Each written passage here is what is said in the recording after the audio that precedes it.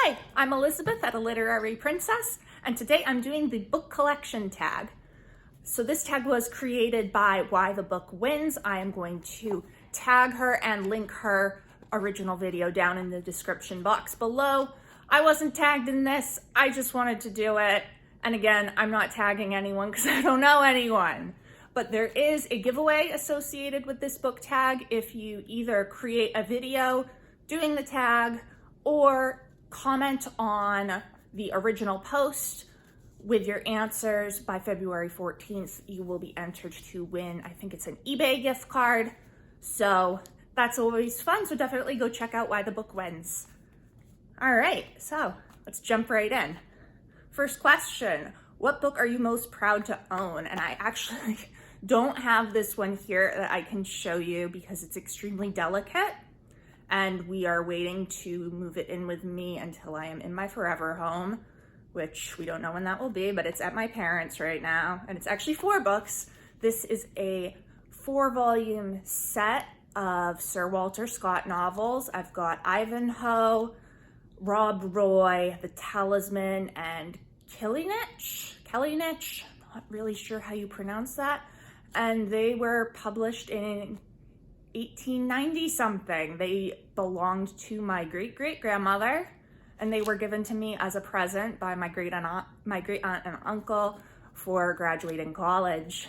They're beautiful, leather bound, absolutely gorgeous, but they are very delicate. So I don't want to be moving them around constantly. So once I have a house of my own, I will set up a nice little bookshelf for my antique books, because I actually do have a few other sets of antique books.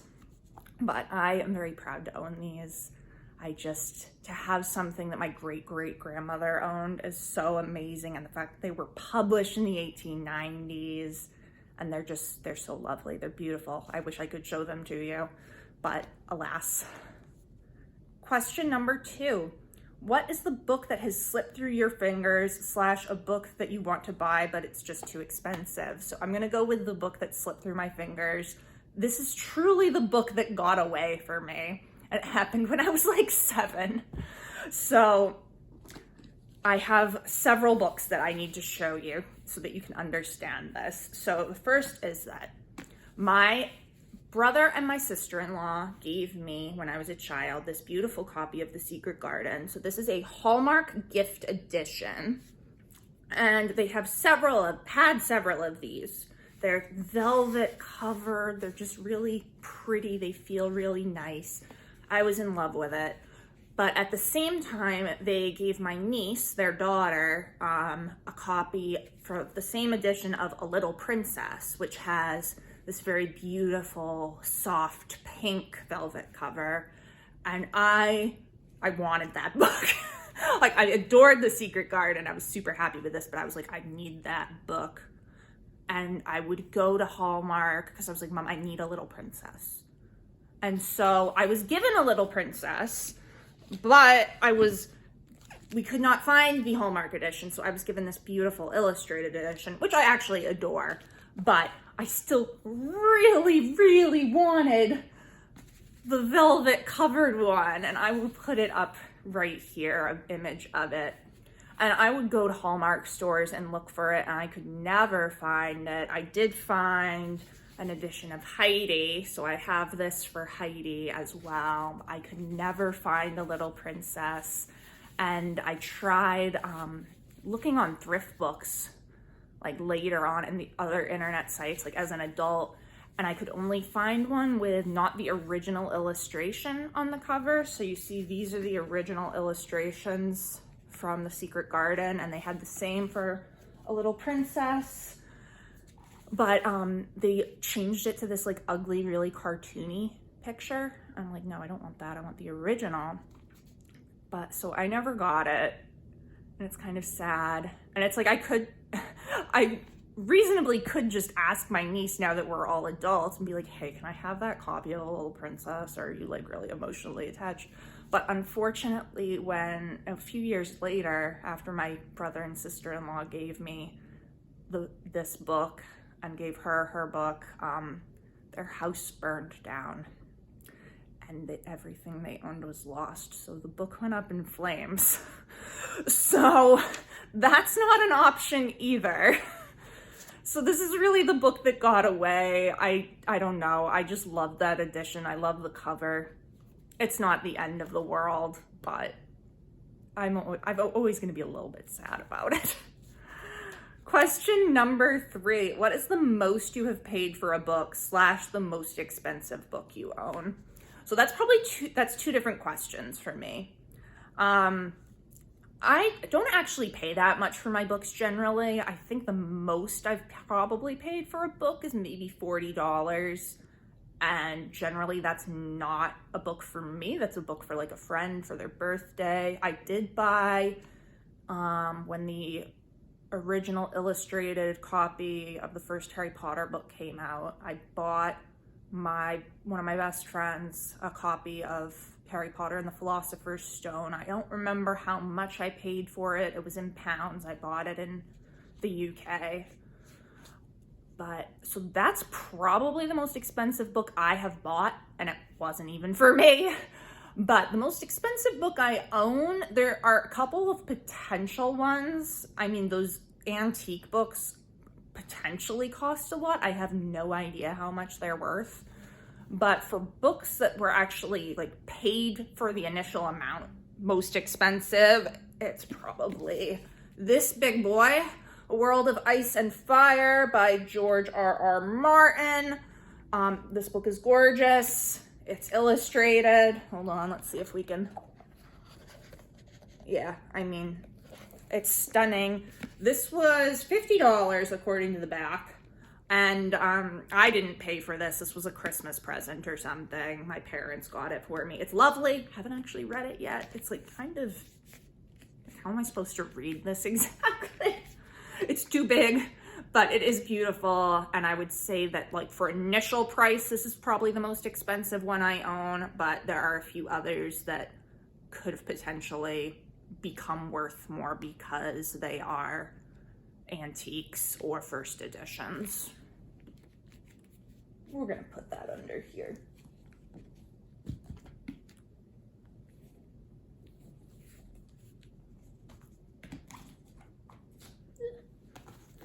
All right, question number 4. Do you budget for your book buying? The short answer is no, and it sounds really bad. The longer answer is I don't put specific money aside for it, but I do look at my bank account and see like, okay, how much money do I have right now? Do I have enough to go on a little book buying spree? So generally, if I know I have money in there to spare and I'll be fine, then I'm like, yeah, whatever, I'll go book shopping, fun. If I look and I'm like, it's kind of dicey and I've got these expensive payments coming up, then I won't do it. And I can go a pretty long time without buying books. So, and then of course I always get Christmas money and gift cards, and I get books as presents a lot. So because people know me and they know I like books, and that if you're shopping for Elizabeth, ask her what books she wants, or just give her a Barnes & Noble gift card and she will buy whatever book she wants. So I also get a lot of books that way. But I do try to use a lot of used bookstores. I buy on thrift books a lot. I tend to only go to Barnes & Noble if I have a gift card or if I'm feeling really, really down and I need the little pick-me-up of buying a book. That sounds so bad. Buying books makes me happy, so if I'm really depressed, I'll go book shopping. But I try to only buy like full-priced books from indie bookstores and local places. But yeah, mostly I get them at used bookstores and off thrift books, so they're like $5 each or something, so it's not that expensive. All right, question number 5. What book do you have that you got for a screamin' deal? Honestly, I don't really know. Like, I've gotten books for 99 cents before, but they're like cheap mass market paperbacks, and it's like, whatever. I'm sure I've gotten some pretty good prices on some hardcovers, but ones that like actually are important and that would be like worth quite a bit of money, I actually got for free. So that's what I'm gonna show you guys today. This is Pet Sematary. This is a first edition of Pet Sematary. And you can see that.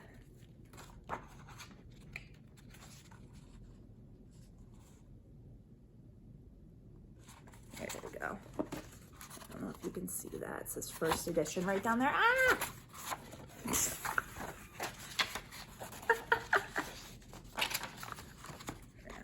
First edition. So I got this for a grand total of $0 because this was my dad's. And I actually didn't even know it was a first edition. It was just sitting on our bookshelf at home. We both like Stephen King a lot. He bought this when it originally came out. It's, I think, his second favorite Stephen King book. His first favorite is The Stand. And so I needed a new Stephen King book to read. I was looking around on our shelves. I was like, hey, Dad, can I have this? He's like, yeah, go for it. Because he doesn't reread books. So I just kept it. And then I was looking at it for some reason. I think somebody said something about, actually, it might have been Why the Book Wins original post. I was like, she had, I think, first editions of The Misery and The Shining. And I was like, I wonder if I have any first editions of Stephen King, because I know that I've gotten quite a few from my dad, and I went and looked at Pet Sematary, and it's the first edition. So I don't know how much this is actually worth. I looked online, and I saw somebody asking for like $230 for it, and then the next person down was asking for like $25. That's $25. Yeah, so I don't know how much this is actually worth, but I think getting it for free is a pretty good deal. What author do you own the most books of is question number 6. I actually went and counted for this because I wasn't sure. I said to myself, okay, it's either Stephen King or Natsuki Takaya, whose name I just butchered, I'm sure. And I went and counted, and it is Natsuki Takaya, who is a manga artist, an author who wrote Fruits Basket, which is my favorite manga ever. So I grabbed just the first 3 because this is a 23 volume series and I'm not grabbing 23 volumes. Sorry. So I own all 23 of the original books, and then I have the 2 fan books, and then I have the sequel series, Fruits Basket Another. So there are 3 volumes of that for a grand total of 28 books by Takaya. I actually used to have more. I used to have her 2 other manga series, Phantom Dream and Tsubasa Those with Wings, maybe? But I wasn't really into them, so when I unhauled a bunch of books, I got rid of them. But I adore Fruits Basket. How are we gonna do this?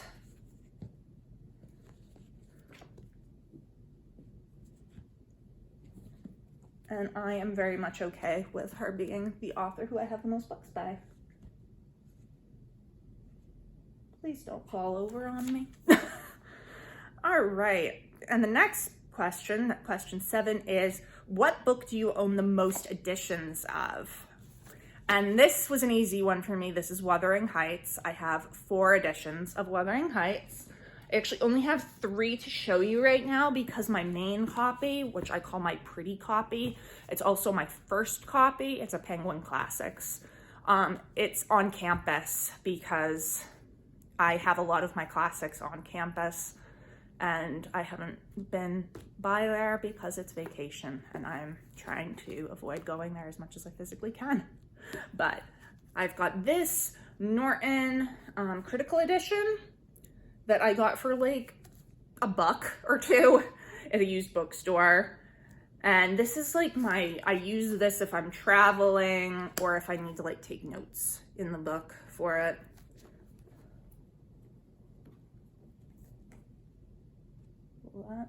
And then we have this illustrated edition, which actually belonged to my cousin Becky. Her name is written in the front of it.